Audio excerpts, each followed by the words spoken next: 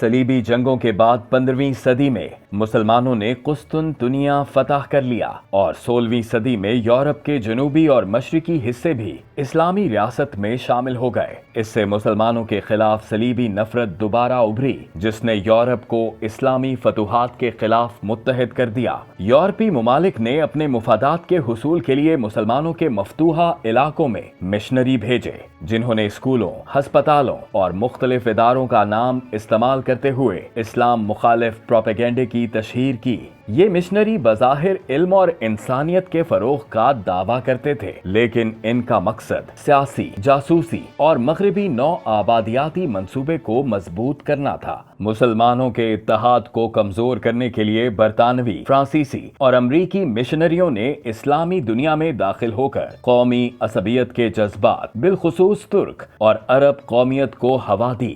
وہ قومیت کے فروغ میں تو کامیاب ہوئے، لیکن مسلمانوں کو دین سے مکمل طور پر دور نہ کر سکے۔ 16ویں صدی کے دوران عیسائی مشنریوں نے مالٹا میں اپنا پہلا مرکز قائم کیا، جہاں سے انہوں نے اسلامی دنیا میں اپنی سرگرمیوں کا آغاز کیا۔ 1625 میں وہ شام منتقل ہو گئے اور وہاں تعلیم اور ثقافت کے نام پر اپنے مقاصد کی تکمیل کے لیے کام جاری رکھا۔ 1834 تک یہ مشنری پورے شام اور لبنان میں پھیل چکے تھے۔ 1820 میں امریکی مشنریوں نے بیروت میں اپنا مرکز قائم کیا اور تعلیمی سرگرمیوں کے پردے میں مغربی تہذیب کو فروغ دیا۔ مشنریوں نے مسلکی اختلافات کو ہوا دی، جس کے نتیجے میں مسلمانوں کے درمیان فرقہ وارانہ تنازعات پیدا ہوئے۔ ان فسادات کو برطانیہ اور فرانس نے اپنے مقاصد کے لیے مزید بڑھایا تاکہ وہ اسلامی دنیا کے اندرونی معاملات میں مداخلت کر سکیں۔ مشنری تنظیموں نے مغربی تہذیب کو رول ماڈل کے طور پر پیش کیا اور بہت سے مسلمانوں نے اس سے متاثر ہو کر مغربی طرز زندگی کو اپنا لیا۔ تعلیمی اداروں میں اسلامی تعلیم کو محض روحانی اور اخلاقی مذہب کے طور پر پیش کیا گیا، جبکہ رسول اللہ صلی اللہ علیہ وآلہ وسلم کی سیرت کو صرف ایک تاریخی شخصیت کی طرح پڑھایا جانے لگا۔ علمی طبقہ بھی مغربی ثقافت سے متاثر ہو کر اسلامی تہذیب کو رد کرنے لگا۔ ان مشنریوں کا ہی اثر تھا کہ جب حکومت کے لیے جمہوریت اور معیشت کے لیے سرمایہ داری جیسے کفریہ نظام نافذ ہوئے تو مسلمانوں کو اس تبدیلی پر کوئی تشویش نہ ہوئی۔ استعماری طاقتوں نے مسلم سیاستدانوں کو خریدا اور انہیں خلافت عثمانیہ کے خلاف محاذ آرائی پر تیار کیا۔